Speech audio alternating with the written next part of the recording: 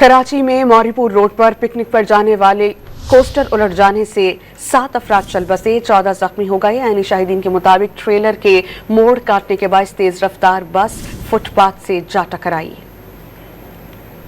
खुशी मातम में बदल गई। हॉक्स बे कराची पर पिकनिक के लिए जाने वाली कोस्टर मौरीपुर रोड पर उलट गई। हादसे में 7 अफराद जाँ बहक और 14 जख्मी हो गए। मरने वालों में 3 बच्चे, 3 खवातीन और 1 मर्द शामिल हैं। जख्मियों को सिविल अस्पताल मुंतकिल कर दिया गया। कोस्टर में 40 से 45 अफराद सवार थे। तमाम अफराद अजीजाबाद भंगोरिया गोट के रिहायशी और ताल्लुक एक ही खानदान से था। ऐनी शाहिदीन ने बताया कि हादसा एक ट्रेलर के मोड़ काटने के बाइस पेश आया। ट्रेलर से बचते हुए तेज रफ्तार कोस्टर फुटपाथ से जा टकराई।